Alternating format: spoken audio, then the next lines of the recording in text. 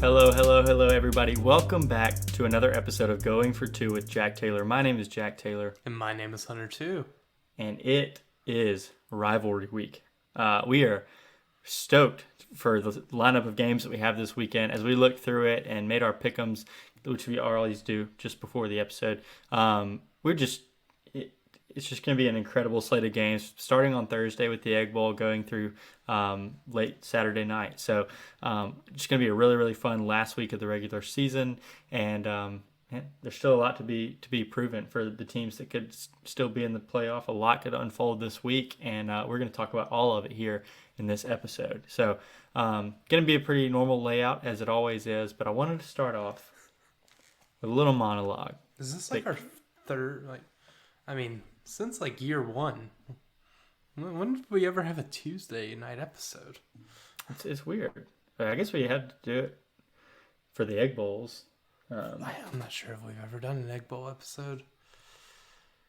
Yeah, I guess we just go home and forget that football exists. I don't know. But yeah, just wanted to give a little monologue on how fragile life can be sometimes. It has many ups and downs.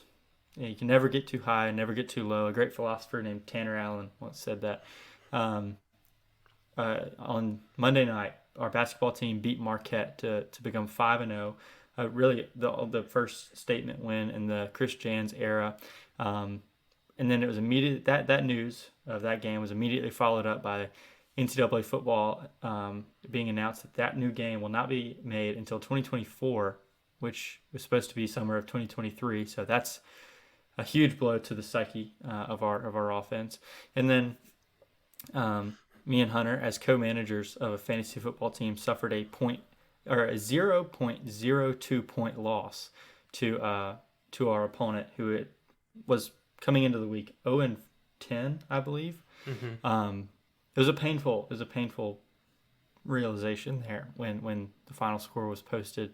So pending stat corrections, we have lost by less than 1 yard of offense. Just indescribable joy with the basketball game, and it was followed immediately by unimaginable pain.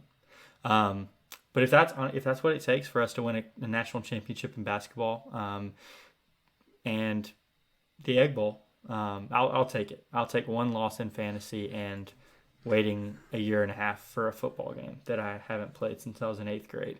You know what? I'll take it. Because obviously those things are confirmed now that all this loss, because we can never get too low. So that means we're on the come up now. But yeah, welcome back to Going for Two. That is the start of our episode. And now we will begin talking about college football. Anything to add? Do we really have to talk about college football?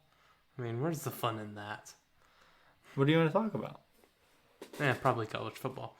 Okay. Yeah. So last week it was the week of like the almost upset. Like, yeah, football was almost turned on its head completely, but it wasn't. Ohio State played really, really close with Maryland. Score says they won by 13.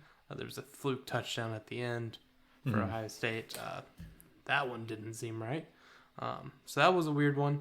And then Michigan, also in a look-ahead spot, looking forward to the game, had just a really rough outing and went down to the wire with Brett Bielema fighting Illini.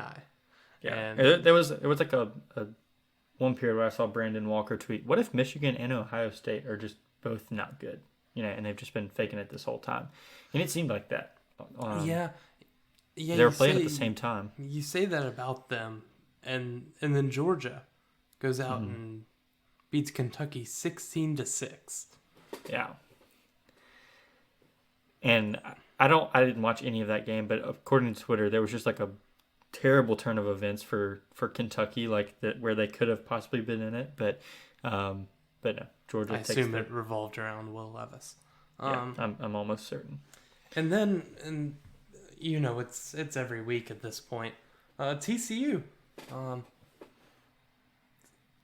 TCU win normal challenge difficulty. Heisman, I believe. Yeah. Yeah. So they end this one with a walk off field goal.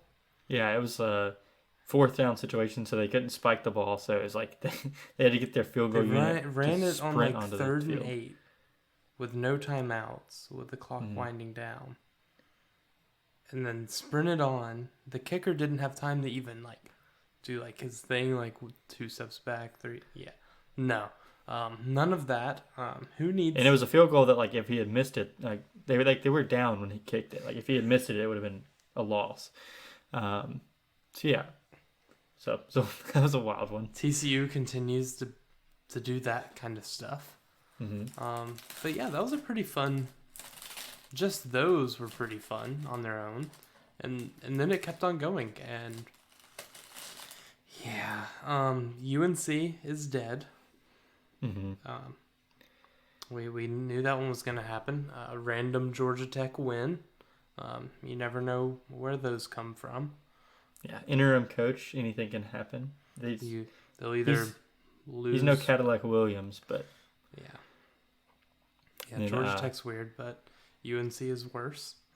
Then we had Utah in Eugene this week, and this one, I mean, it was a top 12 matchup. Like, it's not a super shocking loss for them, but they will be out of. It was an impressively shocking loss for them. Cam Rising was given 8 chances to win that game. I'm talking about on paper. Yeah. No, I needed this for the pick'em, and I didn't get it. And you picked against Bo Nix at home. I picked against Bo Nix, thinking that he wouldn't play, and then Bo Nix, rushing 1 time on a designed run, beat me. Because Cam Rising went out and threw 3 interceptions. Well, experts knew this was going to happen, so I'm sad, but we're still alive. And then Tennessee, Beamer ball, I guess. This is the most shocking, and not even the fact that Tennessee lost, but the fact that South Carolina scored 63 points. They punted 1 time in the game, and it was the first possession of the second half.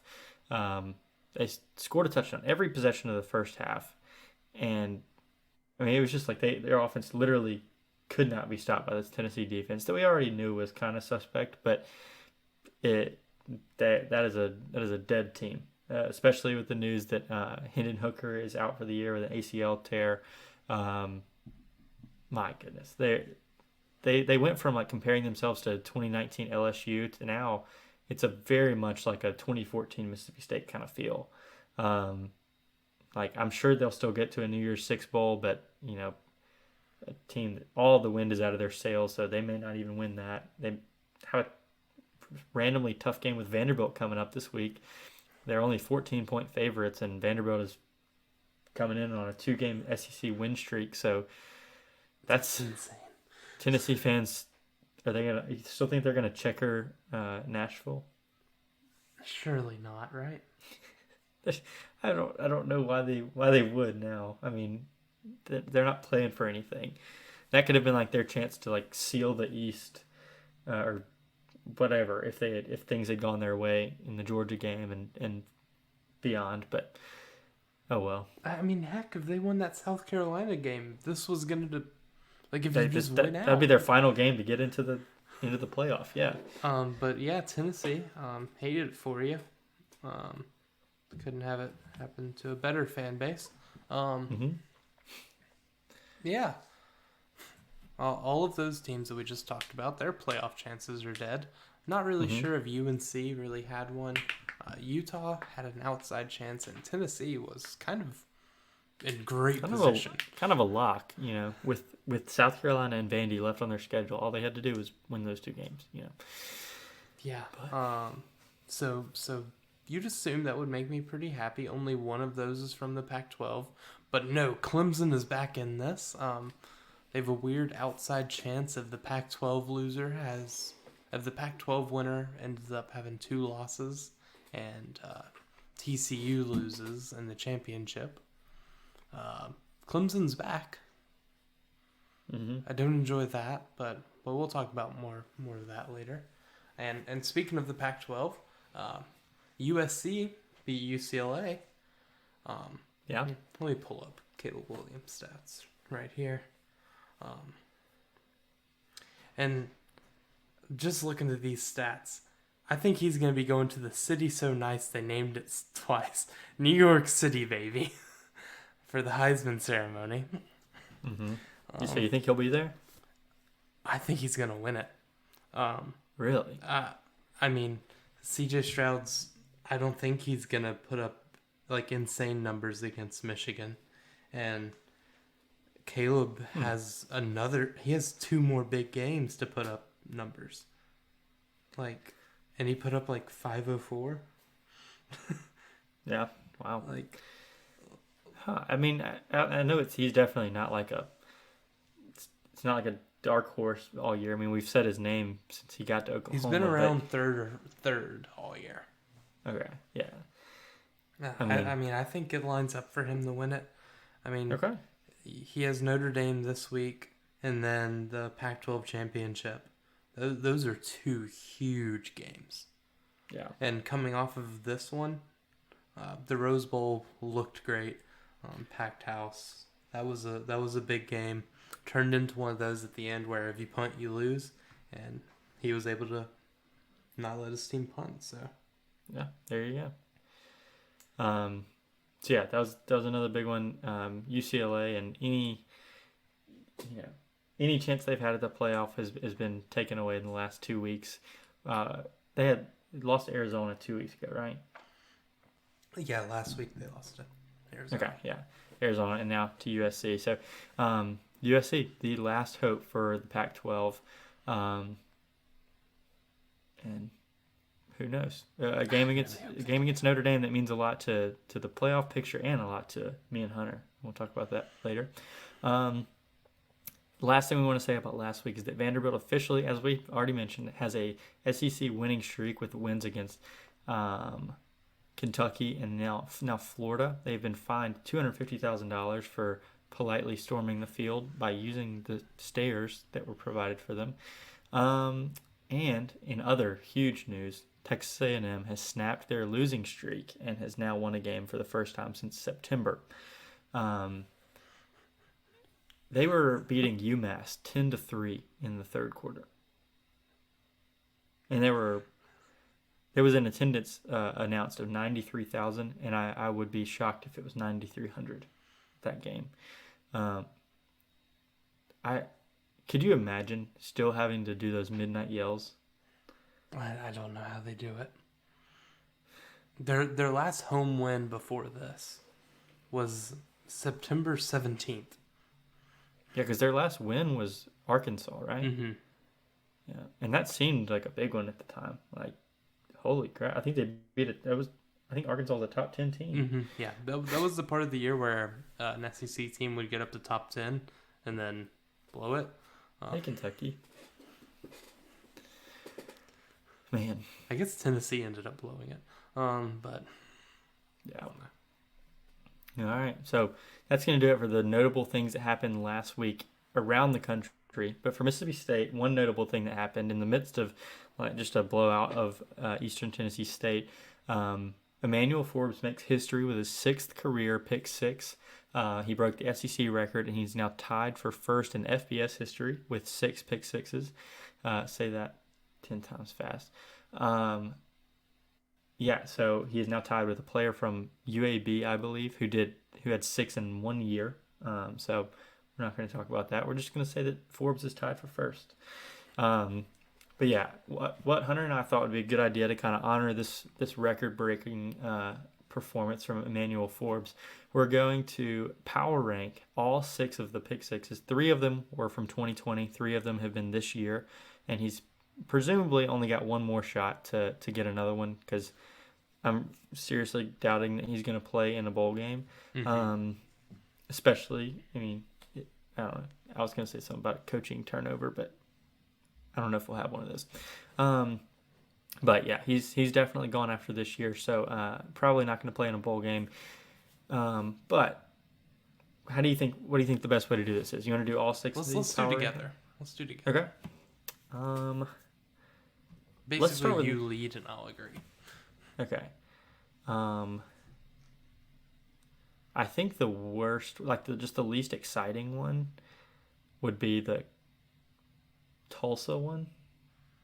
He just kind of tracked it like an outfielder and then just jogged to the dugout. Yeah, but it was quietly like a 93-yard return. But it was like there were flags all over the field, and it went to commercial break, and you had to like wait till the commercial was over to know if like the flag took it away or like it. The TV timeouts did not help his case on that one. What about Missouri 2020? I forgot about that one. Um, That one's like the most vanilla, but mattered. Okay. The Kentucky one this year was kind of boring. I mean, he just jumped a route and ran Yeah, uncontested. but that gave me life. Okay. You want to start with number 1? Yeah. Okay, number 1 is Texas A&M 2020. A ball bounced 13 yards off of an A&M player's helmet back into the backfield, and Forbes just took it and ran with it. It was off of Kellen Mond in Kellen Mond's 9th year in college football. So that makes it even more special. So that's going to be number 1 for me. I think number 2 might be East Tennessee State. It had the least meaning of all of these, but it did come off of like a kick ball, and then he was about to be tackled immediately after he caught it and spun move. Did a spin move? I said spun move. He did a spin move. And then kind of ran uncontested after that. So I'll say A&M 2020 is 1. East Tennessee State is 2. A&M this year. Yeah. A&M this year, where he caught the ball, or he had to bobble the ball and tiptoe right on the out of bounds line. I still don't know how he stayed in. Dude has to have small feet. KD is wishing he was. I gotta see him. So that's the top 3. So now we're down to, I'll say Missouri 2020 is last. Yeah. Tulsa 2020 is next to last. And then Kentucky is 4th. Yeah. Okay. I'm fine with that. So final rankings: Texas A&M 2020, East Tennessee State 22, Texas A&M 22, Kentucky 22. And then we've got Tulsa 20 and Missouri 20. Sorry, it's hard to follow, but there are videos on YouTube that have all of his pick sixes together. It shouldn't be this hard to rank someone's career pick sixes. Yeah, Jonathan Banks. You might think like, surely Jonathan Banks had that many. He did have 2 in one game against Tim Tebow, but he had 3 in his career. So this guy has twice as many as Jonathan Banks, who won he won the Thorpe Award, and Emmanuel Forbes is a finalist for it. Hopefully he can bring it home. I mean, that would be pretty awesome. But who knows? Emmanuel Forbes, congrats to him. Me and Hunter have kind of been calling this since 2020. I mean, we knew he was a dog opposite the field of Martin Emerson, but he's been the guy for really 2 whole years. And if you want to count 2020 as a big year for him, you can certainly do that as well. But he's been a dog, and he's the next big Mississippi State player to be in the NFL, I'm pretty sure. So that's going to do it on our little honoring of Emmanuel Forbes. But now what we've got is what we've all been waiting for. It's Egg Bowl preview time. The Egg Bowl preview. I mean, it seems like the season just started, and now the Egg Bowl is coming in like an Airbus A380, and I'm not even sure if I'm ready for it, but it's coming Thursday regardless of if we're ready, so let's do this thing. All right. I just want to start this off by giving a stat that I saw this week that I truly did not believe, but it makes sense. So here we go. We are 14-0 under Mike Leach when we've scored 30 or more points. 14-0. And it may be unbelievable, may seem unbelievable, but when our offense is clicking, I truly don't think anybody can beat us. And that, I know that might seem like we can just beat anybody, but no. When we play teams that are really, really good, our offense never clicks. Mm-hmm. It's not, we never get in like a shootout with Alabama or Georgia or anybody remotely better than us. But those shootouts against Louisiana Tech? Mm-hmm. I mean, yeah, that game, which was that his first game? No. No, that was second. That was last year. Okay, never mind. Yeah. So my advice for Mississippi State in this game: score 30 or more points. Mm-hmm. Like, just do it. All right. That was a pretty good point. Ole Miss gives up 215 passing yards a game and 170 rushing yards. We have good running backs. We just saw Arkansas run straight through them. We have to try and establish the run this week. Something that I've kind of been like, yeah, we can just pass it outside. No, let's bully them inside. It's gonna be cold and rainy, so let's play football. Let's do it. I mean, we saw last year. I mean, it's the game we've been talking about for 12 months now. That man, if it just wasn't raining, we would have won that game because Tulu would have caught the ball and Marks would have caught the ball. Well, they did it, and it was cold and rainy. There's no changing it. We lost the game, and who knows? We could have lost the game even if they had caught those balls. Nobody's gonna know. But same forecast for this year. I'm not sure if it's going to be that misting rain or if it's just going to be on and off, but it's going to be cold. It's going to be wet, and passing offenses, especially ours, seem to suffer whenever that happens. I mean, we went through stretches in the Auburn game when it was kind of cold and wet when we just weren't catching the ball. We went through stretches in Georgia, or against Georgia, where we did the same exact thing. Even when it's dry, our receivers just kind of lose focus sometimes. So, I mean, this has to be like, you just have to have intense focus the whole game, all 4 quarters, or we're going to make stupid mistakes that are going to cost us the game. I think the best way to minimize that is just what you said. Just try to run, try to bully them in the middle. I mean, Arkansas ran for 300 plus yards against them. Like, Arkansas didn't do that against us. Our Ole Miss's run defense just isn't very good, and their defense isn't really good. Their Jack, defense, their defense. Tell me. What? Who's Ole Miss's best win this year?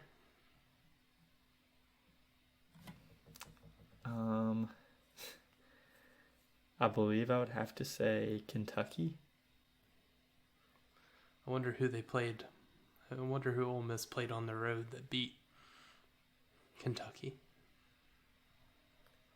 Wait, am I missing somebody obvious? I think it's Vanderbilt. Oh.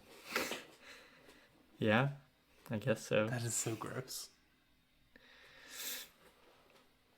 Man. Yeah, I hate that. I guess we can finally, bring up the... Can you point to our best win? Oh, it's Arizona. Okay. I was thinking so. And that's the only time we've played, well on the road, correct? Maybe. Yeah.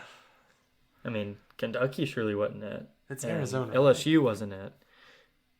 What? I think it's our best win this year is Arizona. Yeah. Who is a 4-win team. It could be Arkansas. We killed them. I think that, I mean, A&M was probably our most complete game. And I think they still had a chance to get back in it before we blocked a field goal and ran it back. I don't know. Auburn may have been our worst game. Jack, it was pretty bad. Kentucky was our worst game. Yeah. We at least got off to a good start against Auburn. I mean, putting the first 17 points on the board, it's pretty important. Okay, do you want to break the floodgates on this thing and stop talking about the stuff that really doesn't matter and talk about the Lane Kiffin stuff? We can do that. Okay. Just let me pull up some stuff. So last night, we're all sitting there. We're sweating out fantasy football games. We're sweating out a big Mississippi State Bulldogs basketball win, and a tweet goes out. Guaranteed national championship, by the way. From John Sokoloff. Breaking: Ole Miss head coach Lane Kiffin plans to step down as Rebels coach Friday and head to Auburn to become the Tigers' next head coach, according to sources. Sources say the Tigers haven't officially offered the job to anyone yet, so Lane to Auburn is officially happening. Story soon. Before Twitter erupts as it does. Before Well, Lane obviously responded to this. That's what we're about to get to. But before Lane ever responded, there were over 900 retweets, like 700 quote tweets to this, 1,000 responses. I mean, it was immediate response to this. And then, so I'm sitting here. I'm just refreshing Twitter at this point. I've been following Lane since like 2017, so I've been following him. I understand him. So I'm just sitting here refreshing. And then I see him retweet one of Sokolov's things.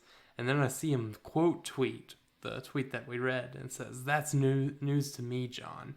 Nice sources." And then prints out the thing. Everyone's seen that.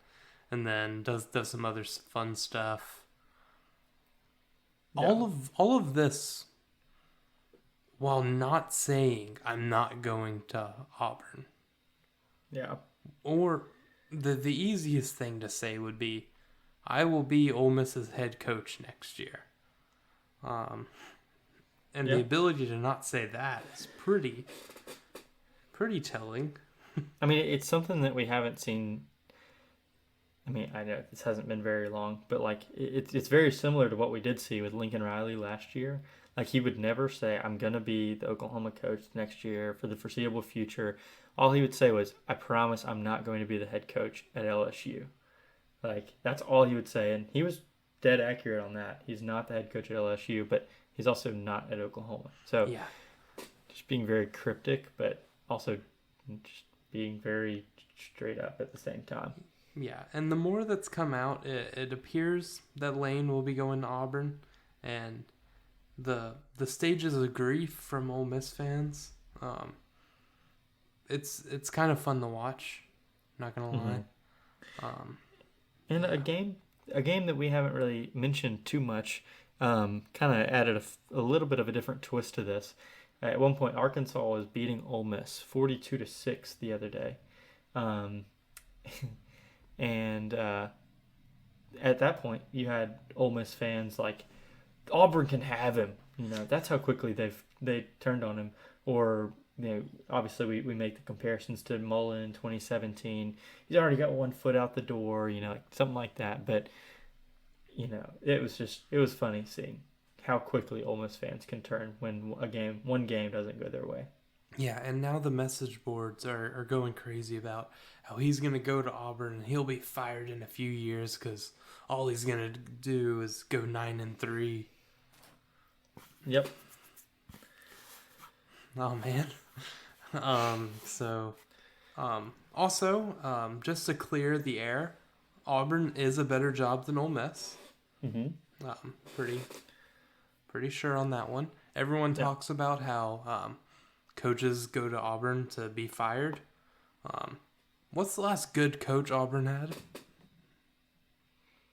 Because their last names sure were not Chiswick or Malzahn. Or Harsin. Like, I mean, say what you want, but they're firing bad coaches.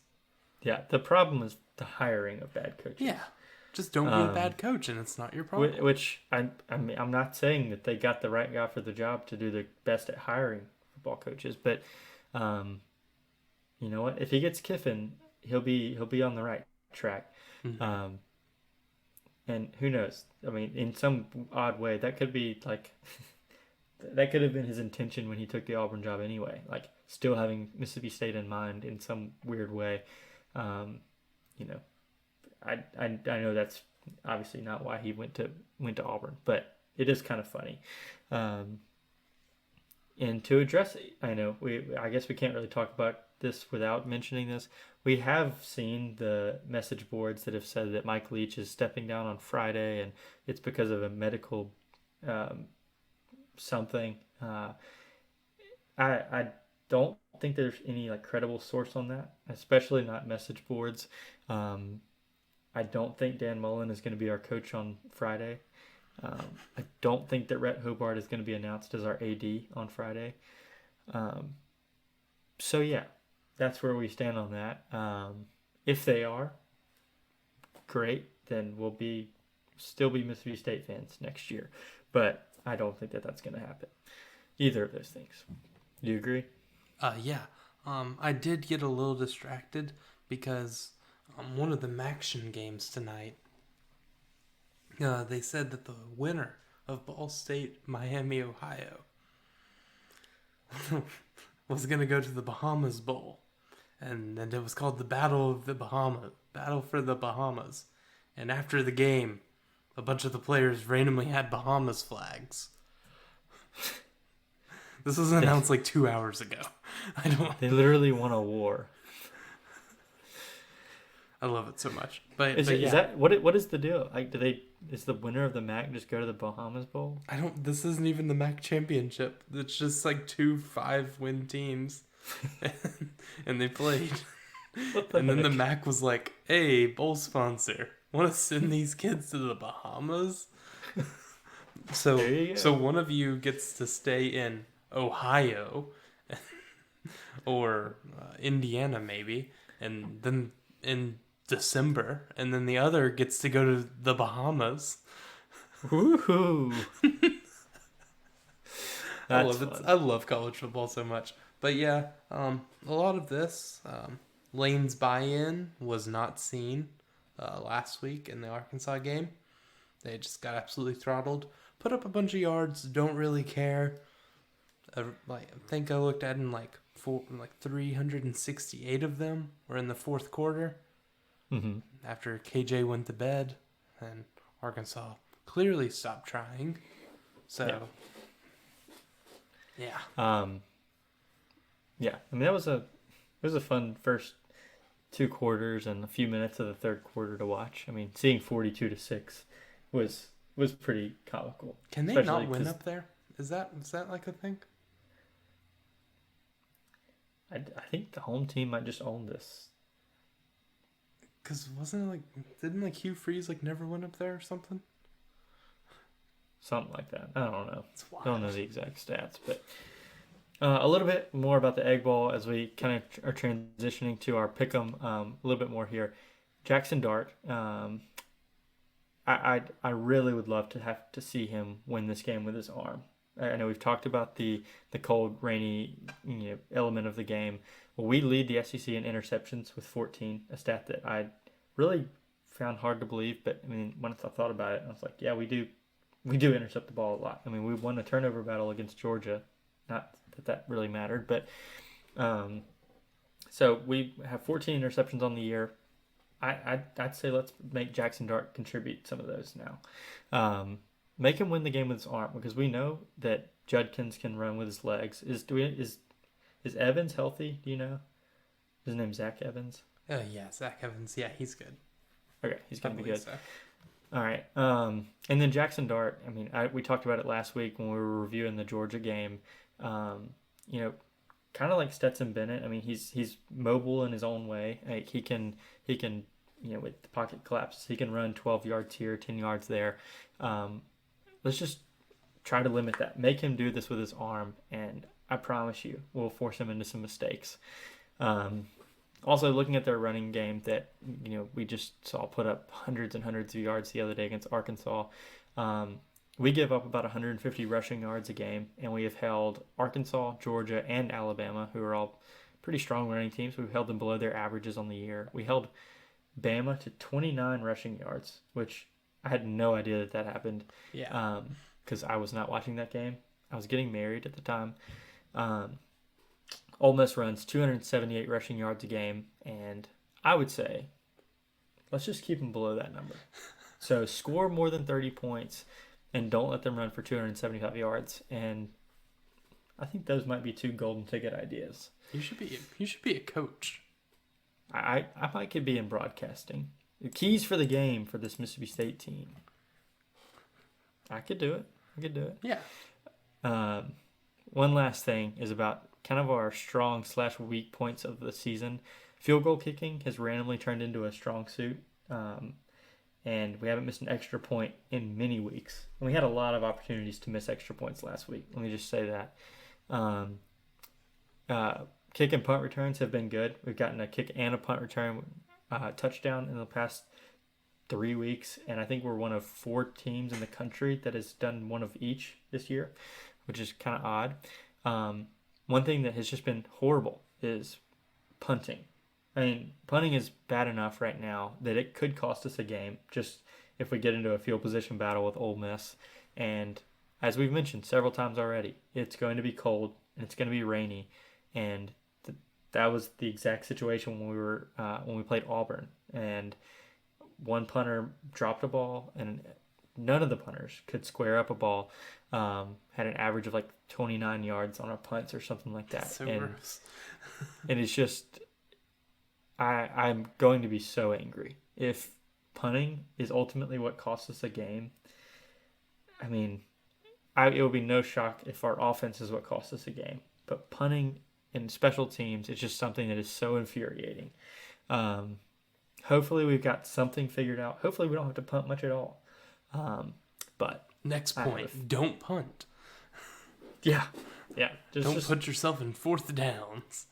Yeah. Something that we were really, really good at early in the year that we tapered off right around the Kentucky game, and it's just continued until now, with the exception of East Tennessee State, which, of course. But our red zone offense, I would really, really like us to capitalize in the red zone, just like we want that to happen. But we were like top in the nation at capitalizing in the red zone, scoring touchdowns every single trip. And us and Ole Miss have really, really tapered off in the last few weeks. Ole Miss especially bad last week. The good thing with Ole Miss is that if they don't capitalize in the red zone, they're more than likely not going to kick a field goal. They're going to go for it and try to put you in a bad spot. So, I mean, holding them in the red zone is ultimately important because you're not just holding them to 3 points, you're holding them to 0. Mm-hmm. And then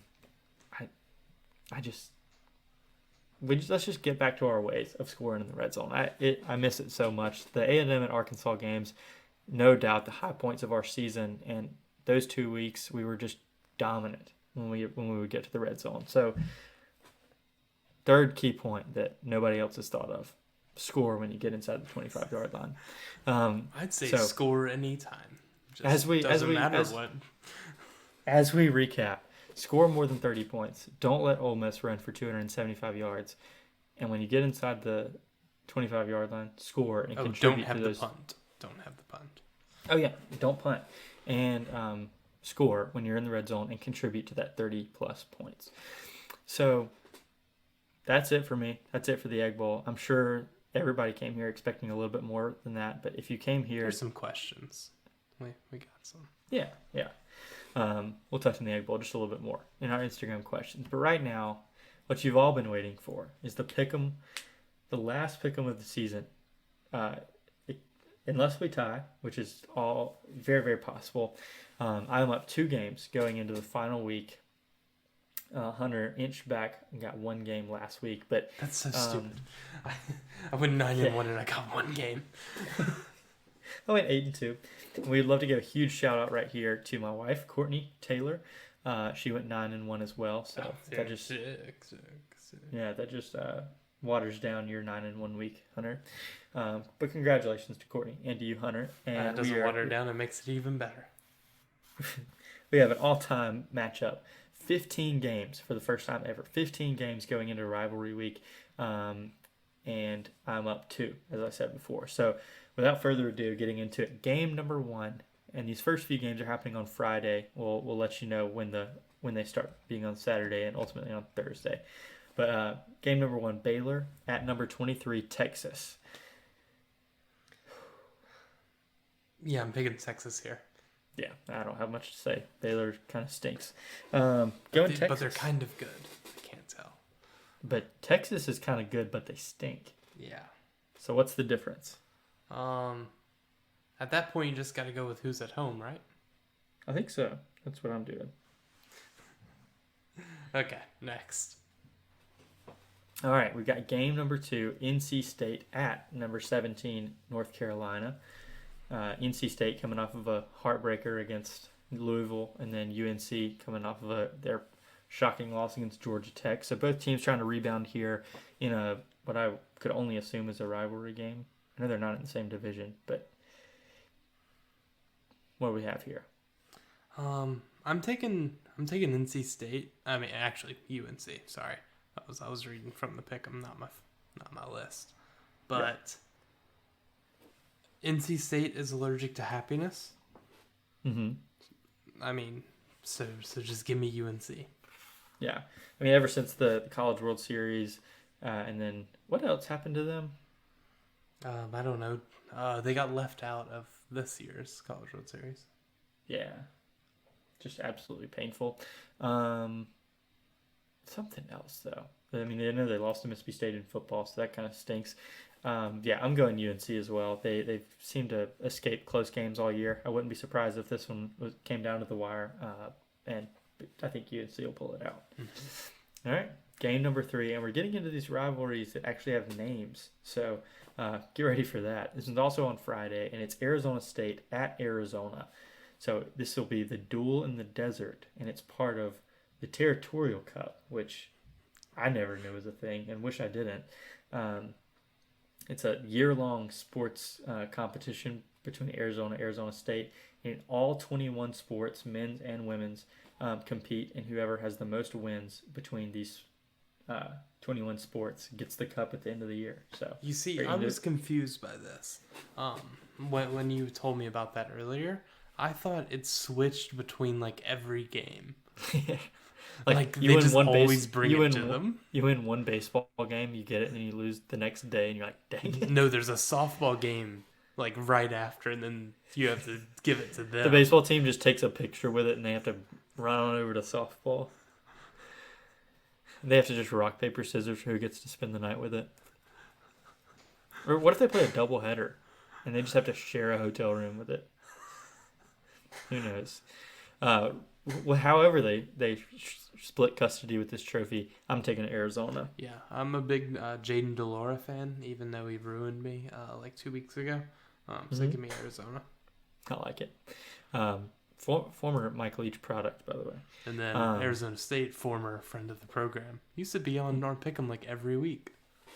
For no reason because Jaden Daniel was cool. And look at him now. About to go to the national championship. Okay. Nope.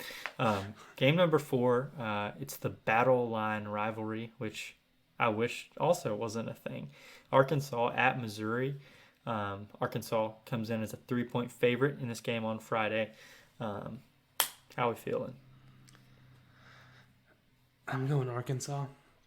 Okay. I'm not putting my I'm not trusting Missouri. Okay. I still think Missouri has a really, really good defense. They've played really strong against Georgia and against Tennessee. One main reason I think I'm going to pick Missouri is last year Arkansas won every game that they had where a trophy is at play.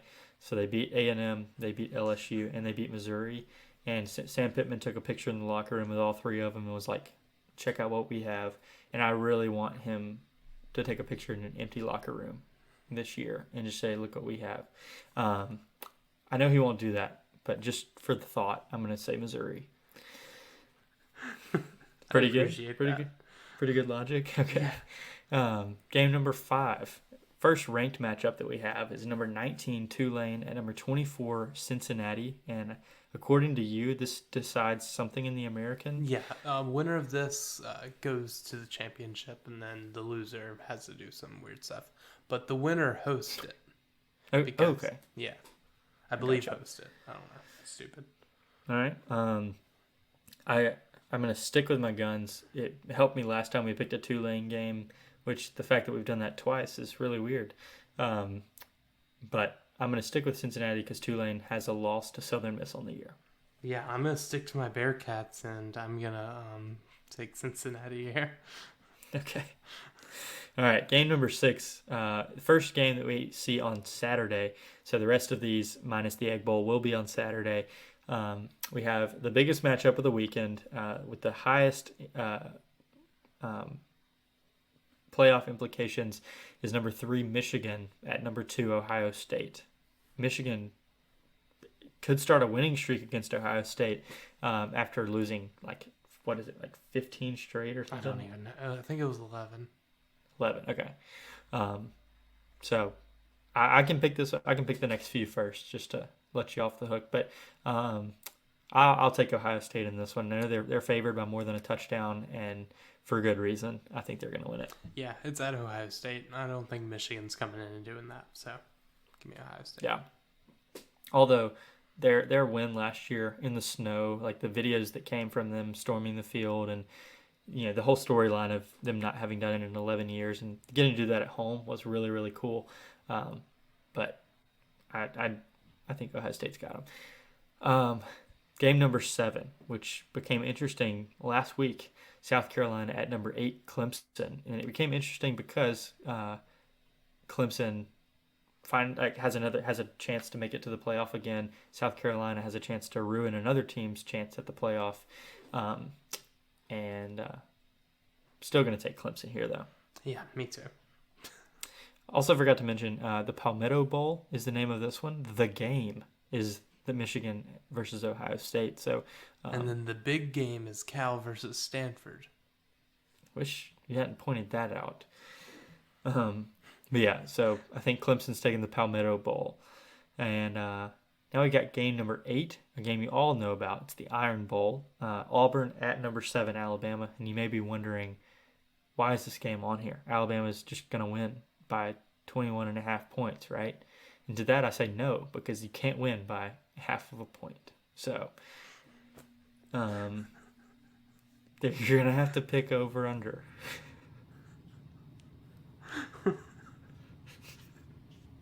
Sometimes I say things and immediately I'm like, that was the dumbest thing I've ever said. And then 4 minutes later, I'm going to say something even dumber. Yeah. Yeah. It would be fun for Auburn to win this. Yep. But I am not losing this pick'em picking against Nick Saban. And I know you wouldn't pick Auburn. So there's no benefit of me picking Auburn. Give me Alabama. You gotta walk on eggshells when you're down by 2 games going into the final week. All right. But taking Alabama there. Now we have another nameless rivalry. Oklahoma at Texas Tech. Everything, and I mean everything, runs through Lubbock, including that Sooner wagon. Give me the Sooners. They're. Wait, you actually picked? You picked Texas Tech? Oh shoot, I did pick Texas Tech. I was like, uh-oh, there goes my chance to win. Yeah, we already have these sorted out, so thanks for keeping me honest there, Hunter. I just thought that was good narrative.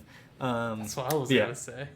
Oh yeah. Well, I'm taking Texas Tech. They got to defend Lubbock, like it's the Alamo.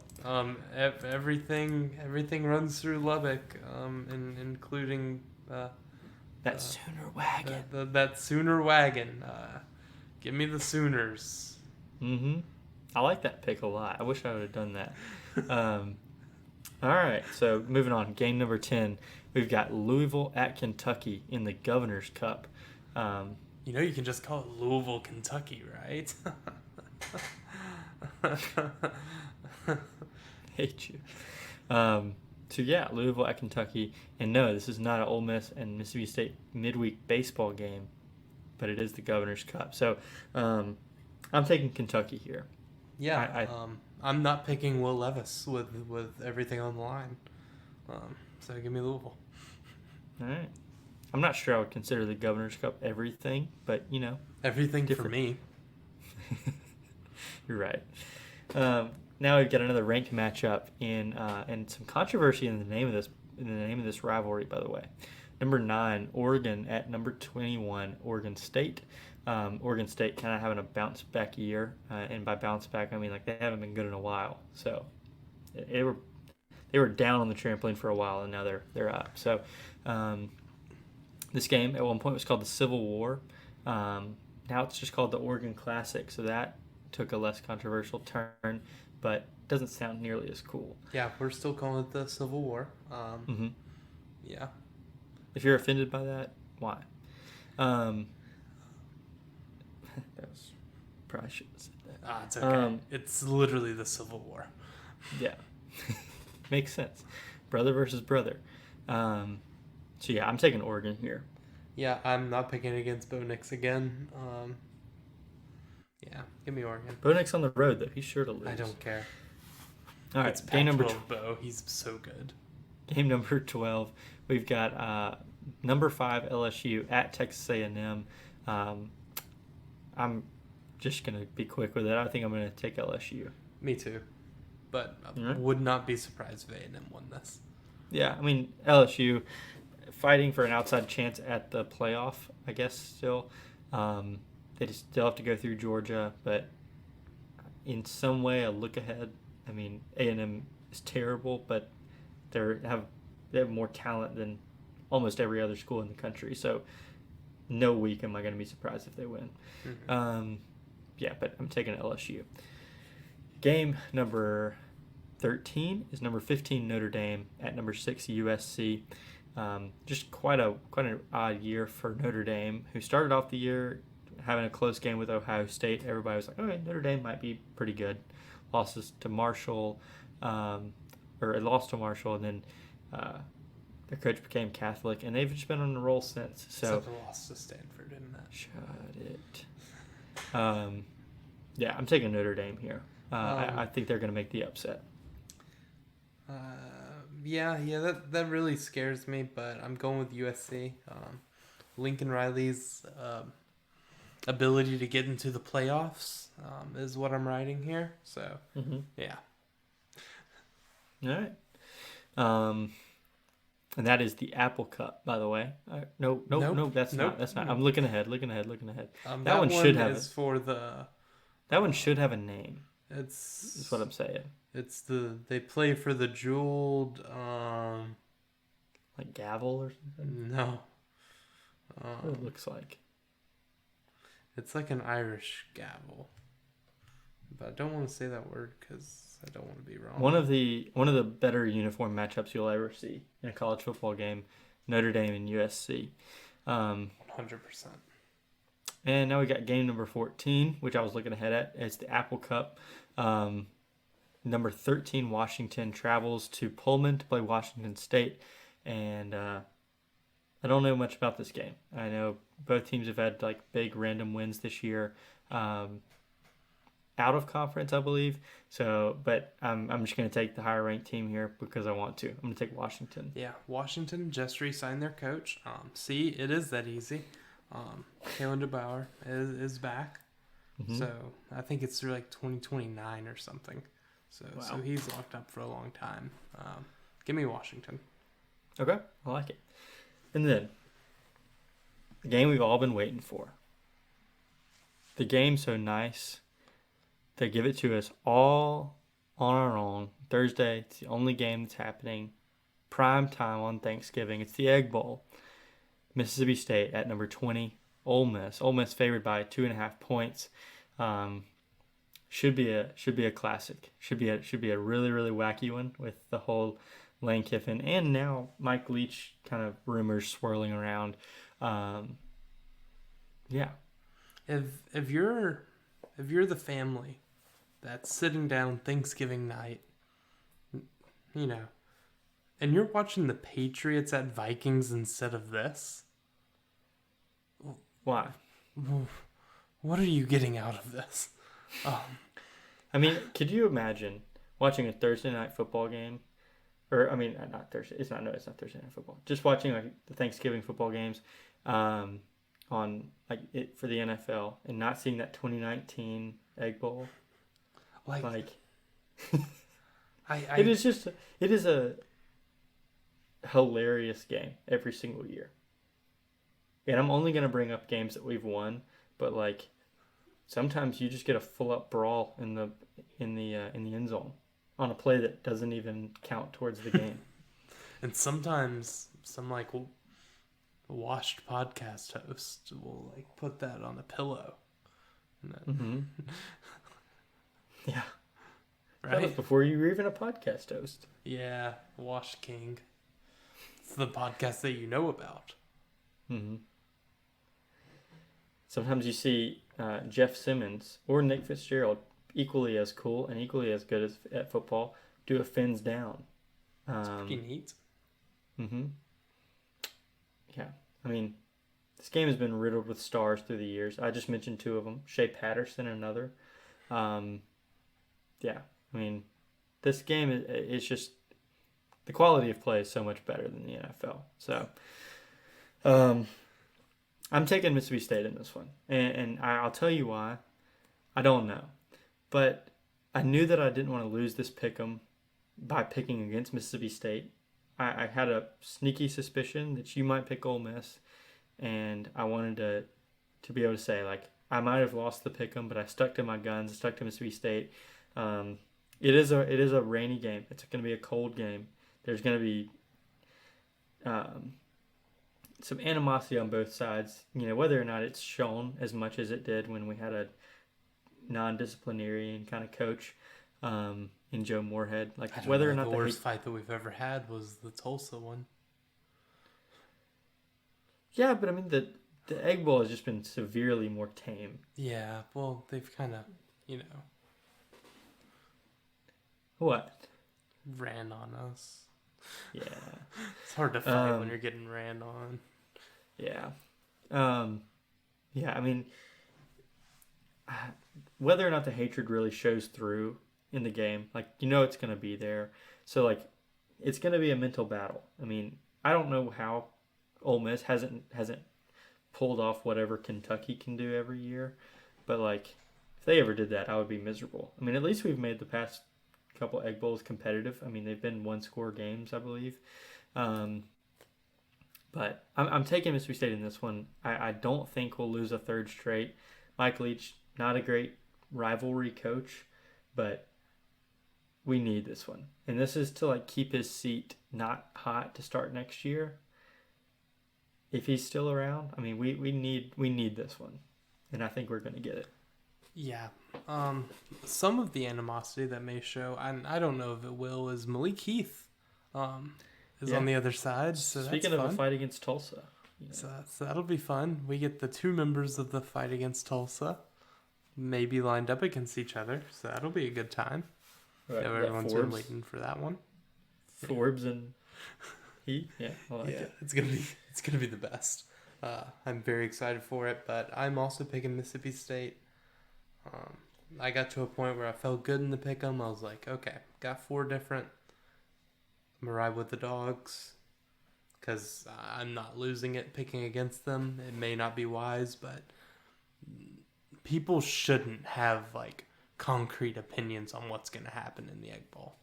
Yeah, it's on vibes alone.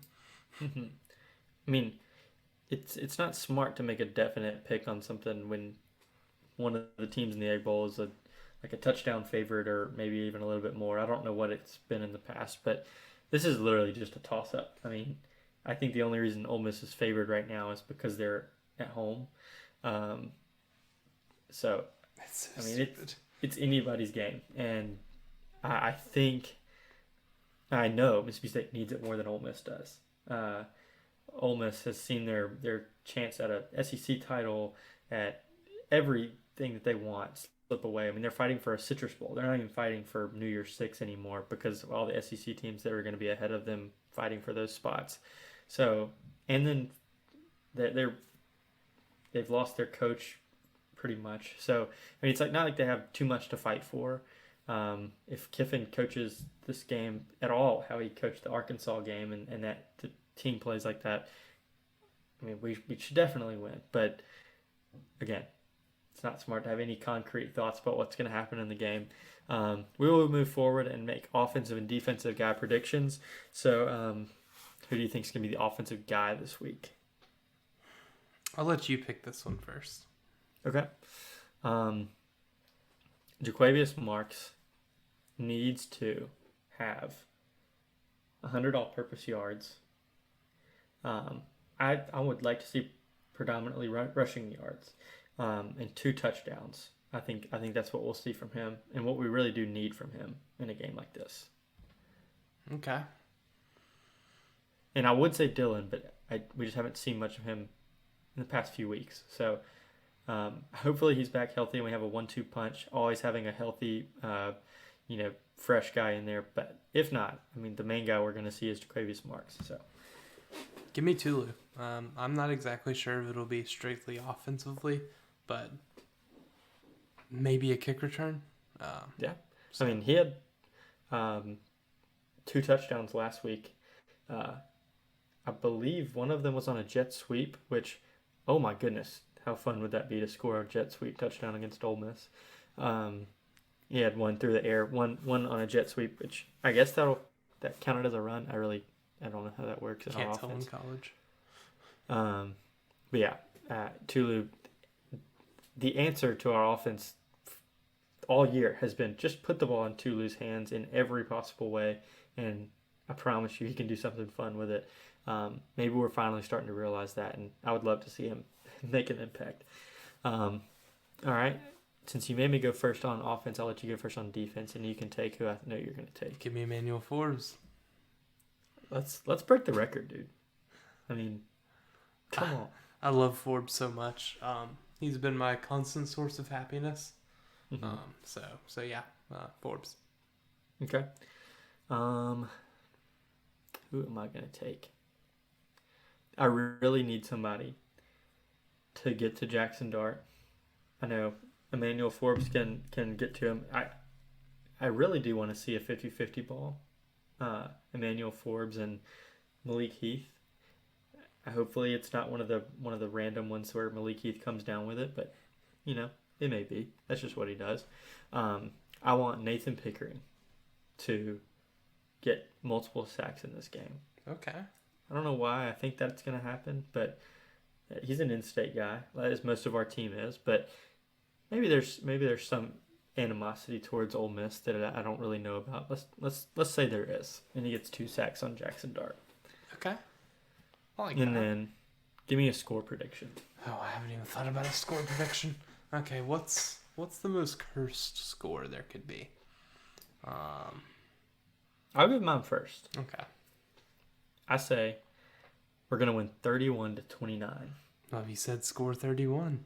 You're staying with it, aren't you? Mm-hmm. 31-29. Give me. I have to see how I can. 28-26, Mississippi State. Okay. I like it. So both of us have Mississippi State winning.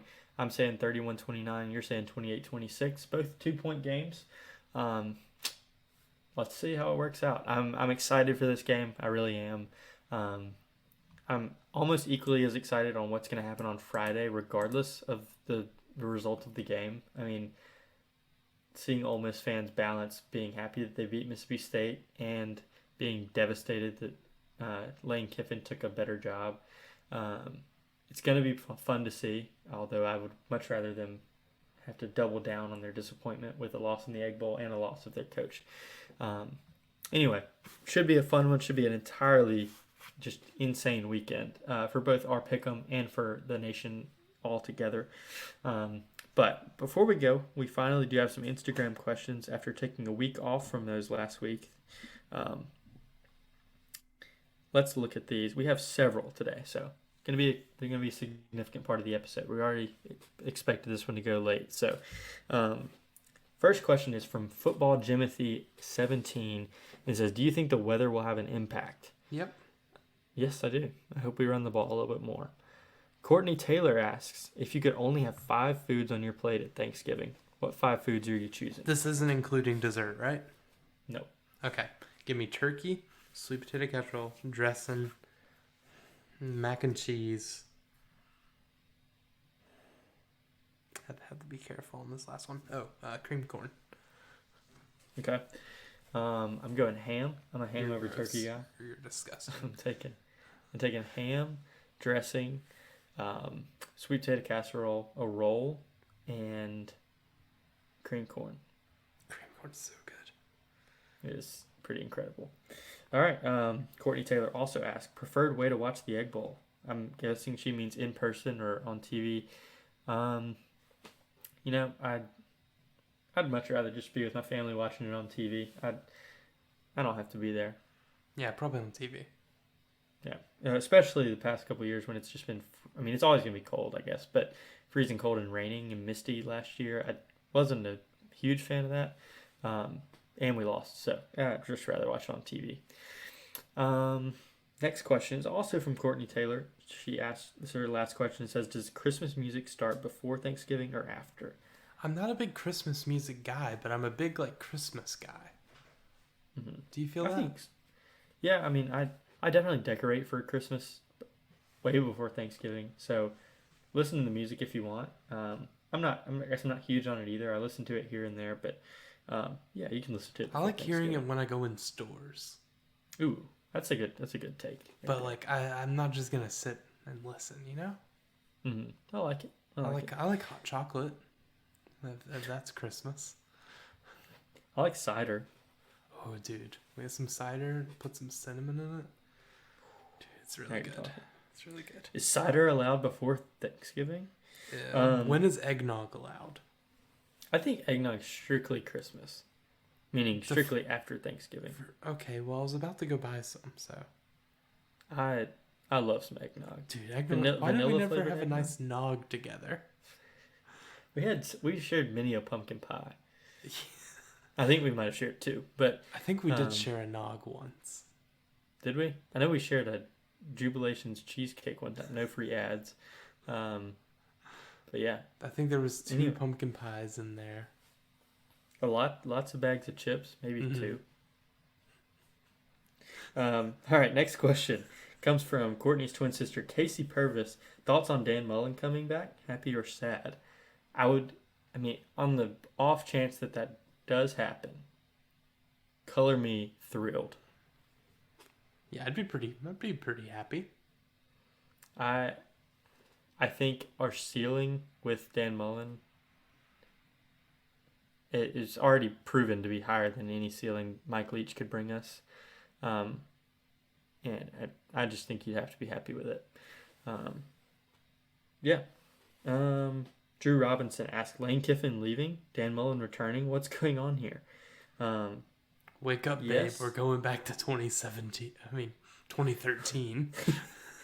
And then Hugh Freeze is coming back to Ole Miss. A lot of these questions revolve around the Leach Kiffin stuff. Obviously so. Brooks Taylor asks, fire Leach if we lose? Think Kiffin is gone like everybody else? I do think Kiffin is gone. I think Leach still has another year to prove himself. If he loses this Egg Bowl and next year's, that will be it. Yeah. But I think we will give him to the end of the season next year, regardless of what happens in the Egg Bowl. Brooks Taylor also asks, should we look for another coach or at least be on the lookout? I'm sure if Leach is stepping down, which is the only rumor I've heard, we are already looking for a coach and presumably already have our guy. Maybe not already have the guy, but I'm sure he's already. Oh yeah. But I'm sure that if he just announces that he's not coming back, I'm sure it won't be news to our athletic department. Yeah. It won't be the first time they've heard about it. Next question, and the last question from Instagram. I have a couple more from elsewhere, but Brooks Taylor asks, would you rather Kiffin or Leach if you had to choose between the two? Kiffin 11 out of 10 times. I would choose Lane Kiffin. I don't hate Leach. I would choose Leach over several coaches, even in the SEC. But Lane Kiffin is a top 5 coach in college football. He's a top 5 offensive mind, but still waiting on some other stuff. He has been fired multiple times. Yeah. So, you don't really know. So, but yeah, he's a top 5 offensive mind. Yeah, for sure. I expect Auburn to be a consistent top 10 team under him. The talent that he has, and just because it's Auburn, they will lose games that they're definitely not supposed to. But anyway, I have a couple more. There's Egg Bowl trivia from the Purvis family, and this one is from Dana Purvis herself, Courtney's mom. She said, "What was the highest scoring Egg Bowl on record?" Do you have any idea? No clue at all. Okay. I'm assuming you looked up on Winsipedia. She actually supplied me with the answers in her text. So, it's actually a tie. 2 Egg Bowls have combined for 75 points. 2016, we won 55-20 in just a blowout of Shea Patterson. And then 2000, Ole Miss won 45-30.